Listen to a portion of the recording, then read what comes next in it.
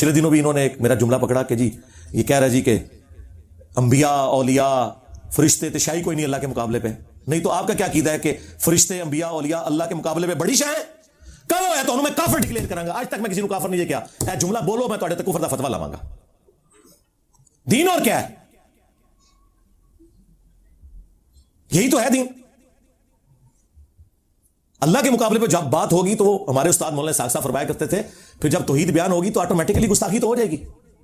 پھر اللہ تعالیٰ لحاظ کوئی نہیں کرتا. اللہ تعالیٰ نے سورۃ المائدہ میں جو فرمایا نا آیت نمبر 17 میں لقد کفر الذین قالوا ان اللہ هو المسیح ابن مریم، بے شک وہ لوگ کھلے کافر ہیں جو کہہ رہے ہیں کہ اللہ ہی عیسیٰ ابن مریم ہے. اے نبی ان سے فرماؤ بھلا اللہ کا کوئی کیا بگاڑ لے گا؟ قل فمن یملک من اللہ شیئا، بابے شیء کوئی نہیں. بتاؤ کوئی اللہ کا کیا بگاڑ لے گا اگر اللہ ارادہ کرے کہ عیسیٰ کو اس کی ماں کو اور جتنے زمین میں انہیں ہلاک کر دے. ہلاک کا لفظ آیا کیونکہ اللہ جب اپنی توحید اسٹیبلش کرے گا تو غصہ اگرچہ کرسچنز پہ ہے لیکن چونکہ انہوں نے نبیوں کو کھڑا کیا تو پھر اللہ تعالیٰ کو اپنی توحید اسٹیبلش کرنے کے لیے کوئی شرم نہیں ہے کہ بھی حضرت عیسیٰ علیہ السلام کی کہیں کوئی توہین شمار نہ کر دے. اللہ نے کلیئر کٹ کہا کہ اگر اللہ ارادہ کرے عیسیٰ ان کی ماں کو ہلاک کر دے تو زید شاہی کوئی نہیں. اب دیکھیں غصہ تھا کرسچنز پہ، ایگزامپل سیٹ کی پیغمبروں کو ٹارگٹ کر کے. کیوں؟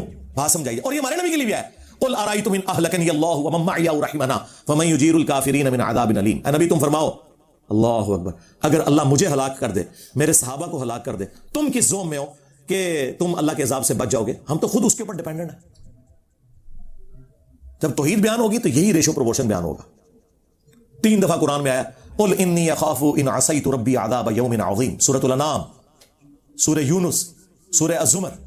اے نبی تم فرماؤ کہ میں خود ڈرتا ہوں اس بات سے کہ اگر میں نے بھی اپنے رب کی نافرمانی کی بڑے دن کا عذاب مجھے بھی آ پکڑے گا. اگرچہ نہیں کرنی تھی، سمجھانے کے لیے. 18 انبیاء کا نام لے کے اللہ نے سورۃ الانعام میں فرمایا وَلَوْ أَشْرَكُوا لَحَبِطَ عَنْهُمْ مَا كَانُوا يَعْمَلُونَ. اگر یہ بھی شرک کرتے نا ان کے بھی سارے اعمال برباد کر دیے جاتے. تو کیا اللہ تعالیٰ توہین کر رہے ہیں نبیوں کی؟ جب اللہ کی بات ہوگی پھر یہ بات کریں گے کہ اللہ کے جیسا ہے ہی کوئی نہیں اور باقی ساری مخلوقات شے ہی کوئی نہیں اللہ کے مقابلے پہ. ایک مفتی نے اپنے کتے کو حلال کرنے کے لیے اپنے شرکی عقیدے کو حلال کرنے کے لیے کہا کہ یہ تو شیطان نے بھی کہا تھا کہ اللہ کے جیسا ہے ہی کوئی نہیں، آدم تے شاہی کوئی نہیں. دیکھو خود سے بنایا. ایک کیڑی آیت ہے، کیڑی حدیث ہے.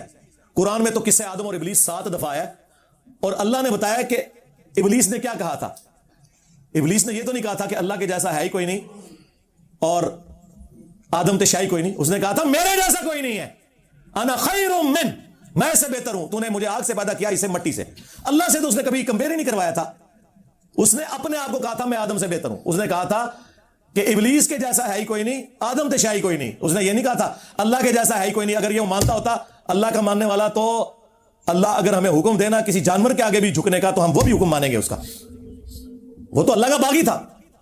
اسی لیے پیر نصیر الدین صاحب نے ایک پوری کتاب لکھی ہے کیا ابلیس عالم تھا. مولویوں نے صوفیوں نے اپنے بزرگوں کے فاسد عقائد چھپانے کے لیے کہا او جی ابلیس شیطان کو بھی بڑا علم سی تو گمراہ ہو گیا. تو انجینئر صاحب کے کولو گلا کتنے لکھے شیطان کو علم سی؟ کیڑی آیت ہے، کیڑی حدیث ہے؟ علم ہوتا تو یہ کرتا. علم اس کے پاس ہے جو کہتا ہے قرآن بخاری مسلم میں لکھا ہے اس پہ چلو، اور تم لوگ کہتے ہو کہ ان کو شوکیس میں ہی رکھو، اس پہ چلو جو بابے کہہ رہے ہیں. گدھے کی مثال تو تم لوگ ہو. علماء یہود کو اللہ نے کہا تھا نا کہ ان کی مثال گدھوں کی سی ہے.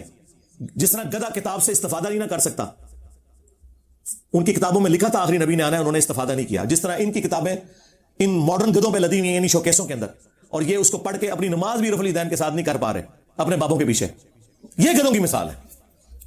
دیکھا آپ نے وہ مثال جو ان کے خلاف تھی انہوں نے دوسروں کے اوپر فٹ کر دی. تو جب توحید کی بات ہوگی پھر اس طریقے سے چیزیں اسٹیبلش ہوں گی. پھر سورہ آل عمران میں اللہ تعالیٰ نے فرمایا کبھی ایسا نہیں ہوا کہ ہم کسی نبی کو نبوت دیں، رسالت کے ساتھ مبعوث کریں، حکمت دیں اور وہ لوگوں سے کہے کہ لوگوں میری عبادت کرو اللہ کو چھوڑ کے. اللہ اکبر. بلکہ وہ کہے گا کونوا ربانیین، اللہ والے بن جاؤ بسبب اس کے کہ تم اللہ کی کتاب پڑھتے اور پڑھاتے ہو. کیا اللہ تعالیٰ تمہیں حکم دے گا کہ فرشتوں کو اور پیغمبروں کو رب مان لو؟ کیا وہ تمہیں حکم دے گا کہ تم ایمان لانے کے بعد کافر ہو جاؤ؟ یہ اللہ تعالیٰ سورہ آل عمران میں فرما رہا ہے. جب توحید اسٹیبلش ہوگی پھر اس لیول پہ اتر کے سمجھانا پڑے گا. پھر اللہ تعالیٰ نے سورہ نساء میں فرمایا کہ عیسیٰ ابن مریم کبھی شرمندہ نہیں ہوں گے اس بات سے کہ لوگ کہیں کہ تم اللہ کے بندے ہو، اور نہ کوئی مقرر فرشتہ اس کی مجال کہ اسے کہا جائے کہ بس تو اللہ کا بندہ ہی ہے، ایسے آگے نہ بڑھ. اور پھر اللہ تعالیٰ میں اگر کوئی اس چیز سے تکبر کرے اور شرمندہ ہو کہ اسے اللہ کا بندہ کہا جائے، قیامت کے دن ہم جمع کر لیں گے اور عذاب دیں گے ایسے لوگوں کو. حالانکہ ایسا ہوا نہیں ہے، سمجھانے کے لیے. تو قرآن پاک میں یہ جو آیات ہیں وہ توحید کو اسٹیبلش کرنے والی ہیں. تو یہ آپ سمجھیں، یہ ہر جملہ اپنی اپنی جگہ بالکل درست ہے. جب آپ آؤٹ آف کانٹیکسٹ کاٹتے ہیں نا، پھر وہ جملے ہو جاتے ہیں خراب. قرآن میں 180 ڈگری ایک دوسرے کے خلاف سٹیٹمنٹس ہیں، جس سے آپ قرآن کا مذاق بڑی آسانی سے اڑا سکتے ہیں اگر آپ کو قرآن نہیں آتا. لیکن اگر آپ قرآن والوں سے پوچھیں گے، سنت والوں سے پوچھیں گے، تو آپ کو سمجھائیں گے اگرچہ یہ بالکل اپوزٹ سٹیٹمنٹس ہیں لیکن دونوں درست ہیں. سورہ قصص میں آیا انک لا تہدی من احببت ولکن اللہ یہدی من یشاء. بے شک اے نبی، جس سے تم محبت کرتے ہو اسے ہدایت نہیں دے سکتے، اللہ جسے چاہتا ہے ہدایت دیتا ہے. اب مجھے بتائیں، اگر ہمارا یہ عقیدہ ہو کہ نبی ہدایت ہی نہیں دیتے تو اس نبی کا ہم کلمہ کیوں پڑھ رہے ہیں؟ سوچنے والی بات ہے. اور قرآن میں سورہ شورا میں دوسری جگہ پتہ کیا لکھا ہوا ہے؟ انک لتہدی الی صراط مستقیم. اے نبی بالضرور تم ہدایت دیتے ہو سیدھے راستے کی طرف. یا اللہ جی یہ کیا؟ ایک جگہ آپ کہہ رہے ہیں کہ اے نبی تم جس سے محبت کرو اسے ہدایت نہیں دے سکتے، اللہ ہدایت دیتا ہے. ادھر آپ فرما رہے ہیں کہ بے شک رسول اللہ ہدایت. اور دیکھیں بالکل 180 ڈگری، لا تہدی نہیں ہدایت دے سکتے، لتہدی اگر یہ الف ہٹ جائے نا بالکل عربی میں الٹ ہو جاتا ہے، ضرور تم ہی ہدایت دیتے ہو. دونوں باتیں اپنی جگہ درست ہیں.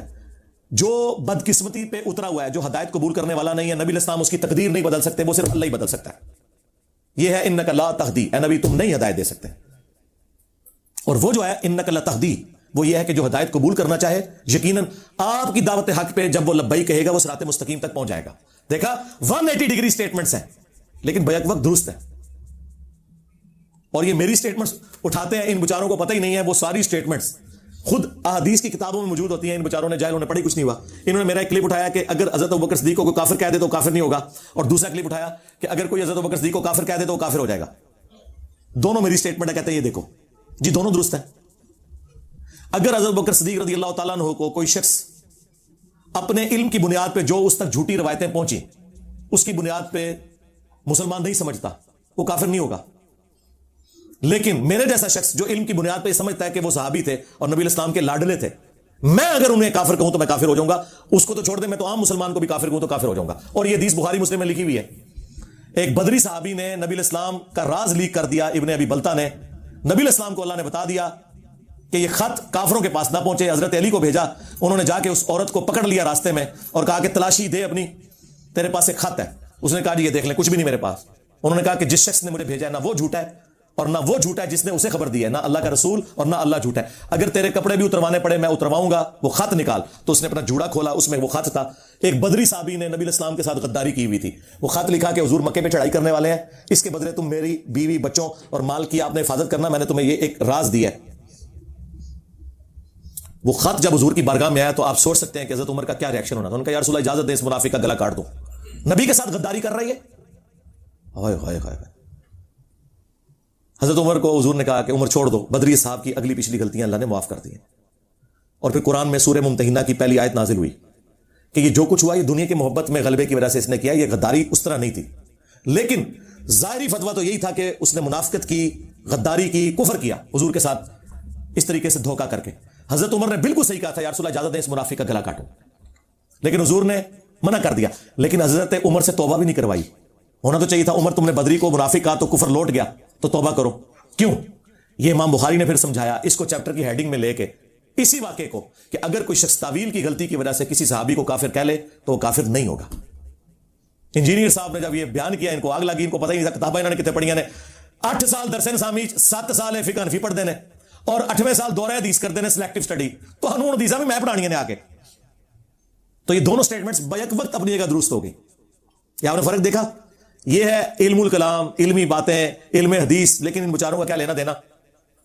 یہ تو بزرگ بابوں کی کتابوں میں ہی اپنی زندگی انہوں نے گزاری ہے. اب علمی باتیں انہیں کہاں سے ہضم ہو؟ جس طرح کہ بیمار آدمی کو تو پکوڑے بھی کڑوے لگتے ہیں کیونکہ زبان کا ذائقہ جو خراب ہوا ہے، صدیوں سے خراب کیا ہے ان کے بابوں نے. تو یہ بیک وقت دو اپوزٹ سٹیٹمنٹس بھی درست ہو سکتی ہیں بشرطے کہ وہ سٹیٹمنٹس اپنی اپنی جگہ دلائل رکھتی ہوں. اس لیے کسی کی چھوٹی سی بات کو پکڑ کے یہ بات نہیں کر دینی چاہیے، بلکہ قرآن و سنت کے دلائل سامنے رکھنے چاہیے.